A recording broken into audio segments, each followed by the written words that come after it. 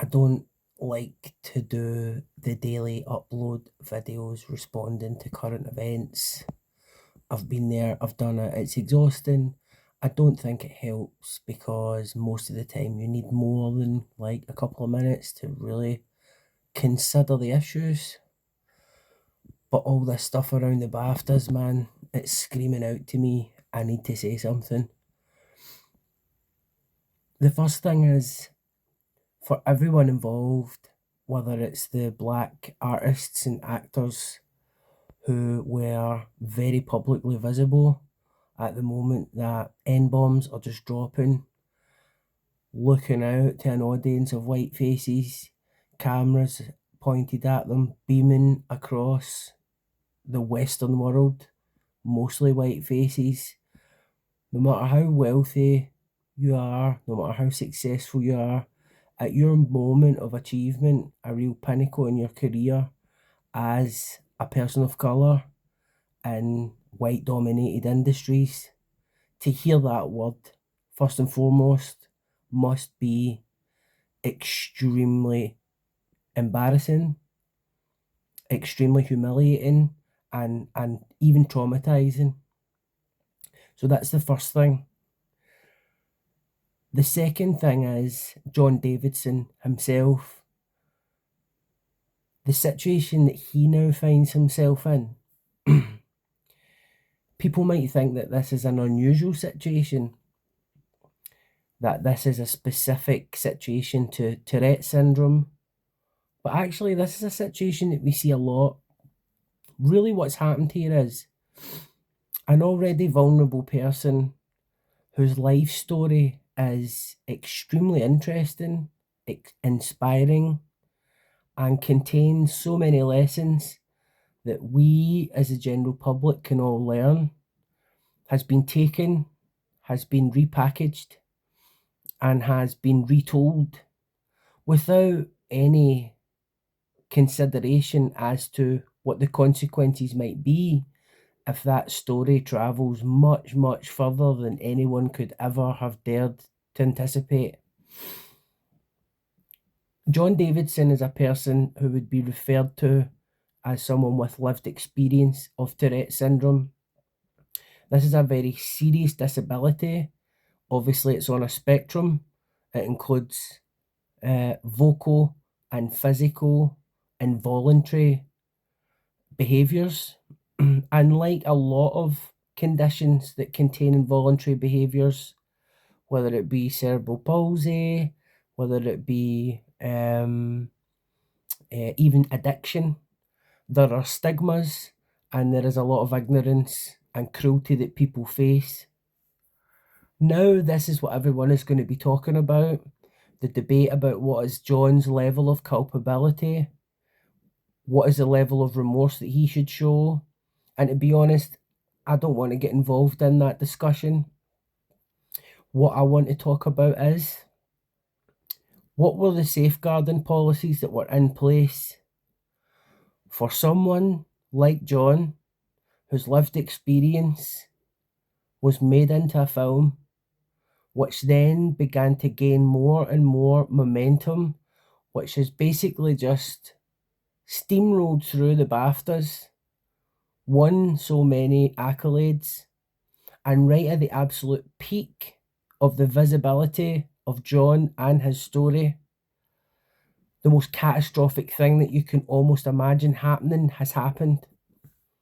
What are the protocols that are in place to deal with a situation like this? Who's looking after John now? See, I've got a feeling, based on my own experience and based on the experiences of many people that I know, whose stories have gained a level of prominence that, one, I'm sure that they would have hoped for, but two, no one would have dared to anticipate and therefore did not plan for. There's people around him that don't know what to do. A lot of the people who've been there at his back saying, we support you, we're going to be there, this is a great story, they'll be running for the house.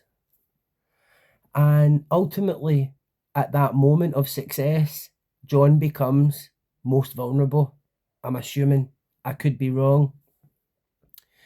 This is what happens when people's stories become much bigger than they can handle. And I'm not saying this to blame anyone. I'm not saying that anyone who's responded to this event has done so in the wrong way, because the truth is, this is such an intersectional clusterfuck that no one really knows how to respond. Everyone's acting off impulse, everyone's acting off emotion.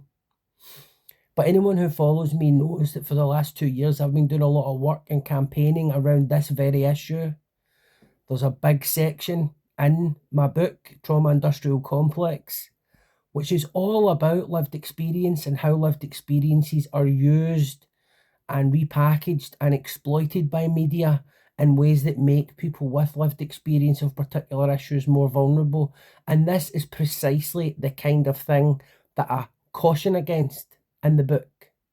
That's why the book calls for people with lived experience to be seen as a workforce, that there should be certain labour market protections, that there should be certain aftercare, that people should have complete authorship over their stories, and that in the event that something difficult or challenging happens, that support should be provided by anyone who's helped to facilitate that story or who stands to benefit from that story being more prominent. And so I just want to say in final closing, I realise this video is a bit longer than what you'll be used to on Instagram and Facebook. But we really need to have a serious rethink about how we take stories about vulnerable people and use them and platform them and potentially make people really, really visible who might not yet be ready for that level of visibility. Because when the shit hits the fan, the person with lived experience is often left on their own, standing, holding the can, while everybody who wanted to be associated with what was going on runs for cover. I'm not saying that's what's happened here. I sure hope it isn't. I know a lot of the people associated with the film have come out in support. I know John has issued a statement, and I hope that all of the people concerned, including the artists, the black artists, who quite frankly have every right to think, what the fuck, will reconsider this very specific context for which none of us really have a frame of reference, and everybody can dial down the rhetoric. But make no mistake, at the very core of this, what it's actually about is not Tourette syndrome. It's about vulnerable people's lives being repackaged into political campaigns, reality TV, Netflix, dramas, comedies, or in this case, a film. And we need to really start to re-examine the ethics around this. Because when you go to the shop and you buy food, if you're environmentally conscious, you want to know what the process was that went into that. If you buy a product and you have particular ethical concerns, then you'll look at the label and you'll see, okay, so I understand how this was made, where it was manufactured, blah, blah, blah. I'm not buying it, I am buying it. But every day we open newspapers, we open memoirs, we watch Netflix, we turn on the news, and it's just ordinary people whose stories are being platformed for very good reasons sometimes. What becomes of those people after that? What happens to them? How were those products manufactured? We need to be more interested in that, because I know from my experience and the experience of many others who I won't mention, that sometimes this can actually be handled very indelicately. And while a lot of lip service is paid to taking care of lived experience people and treating them with a level of sensitivity, the truth is sometimes we just become fodder in a big machine. I think that's something that we should all be considering once the dust settles on that. I hope that John is okay. I hope that everybody affected by the incident is okay. And I just had to get that off my chest. So anyway, take it easy.